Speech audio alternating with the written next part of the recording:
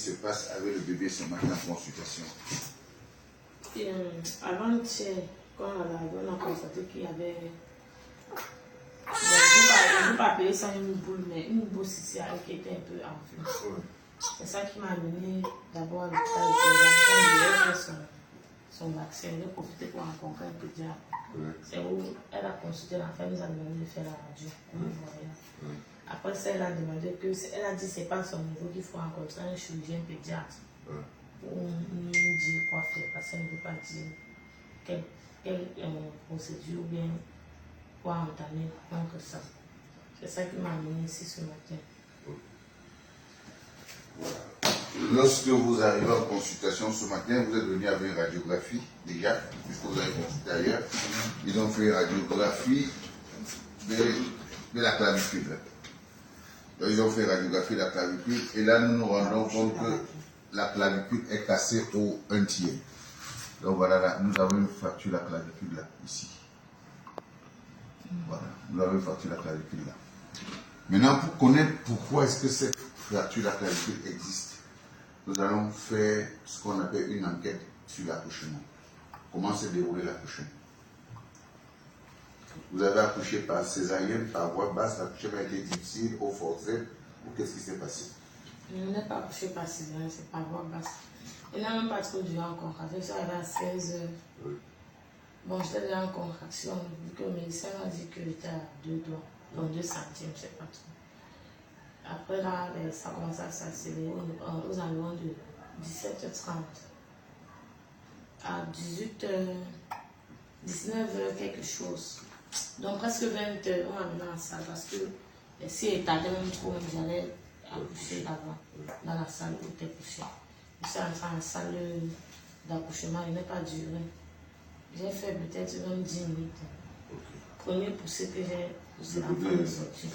La seule chose qu'il a fait là, c'est m'a aidé à mettre la main pour faire sortir avec l'enfant, les manipulations là. Après là, on m'a nettoyé, c'est que je n'ai pas duré en salle. Maintenant, ça c'est pour mon personnel soignant. Alors nous sommes ici en face d'un cas assez complexe. Nous pouvons accepter que chez un nouveau-né comme ça, qu'il y ait une élongation du plexus brachial lorsque l'enfant naît, parce qu'on a tiré pendant l'accouchement, on a sorti l'enfant au forceps, l'enfant était très gros, il y a eu beaucoup de manipulations. Et l'enfant peut parfois finir par une élongation du plexus brachial, parce qu'on tire sur les membres et tout. L'enfant est venu par une bonne position, par la tête. L'enfant est venu par la tête, il n'y a pas eu de forceps et tout, mais on n'arrive pas à comprendre qu'est-ce qu'il a pu, chez un nouveau-né comme ça, provoquer une fracture de la clavicule. Première des choses, soit il y a un traumatisme important, c'est pour ça que je vais réexaminer cet enfant à zéro. C'est-à-dire, je vais réexaminer le crâne, je vais examiner, je vais chercher les lieux de contusion. Parce que chez un nouveau-né, on s'attend à avoir un problème du plexus brachial, pas une fracture de la clavicule. La fracture de la clavicule, généralement, soit l'enfant est tombé sur le moignon de l'épaule, c'est fracture de la clavicule, soit c'est un choc direct sur la clavicule qui casse la clavicule. Et là, c'est cassé exactement là où toutes les clavicules, généralement, se cassent. Les 80% des fractures de la clavicule siègent au tiers moyen. 80% c'est au tiers moyen. Au tiers moyen. Maintenant, qu'est-ce qui se passe? Le muscle cléido-mastoïdien ici accentue, fait une traction du ferment proximal vers le haut. Maintenant, le poids du membre supérieur, la pesanteur fait que le ferment distal est abaissé. Voilà le ferment distal qui est abaissé à cause du poids du membre supérieur. Et là, il y a l'insertion du muscle cléido-mastoïdien ici sur la face antérieure de la clavicule qui retire la clavicule vers le haut. Donc, ce qui fait que le bout proximal s'y menace la peau. Donc, quand nous allons les réexaminer, vous allez constater que c'est ce bout proximal qui menace la peau.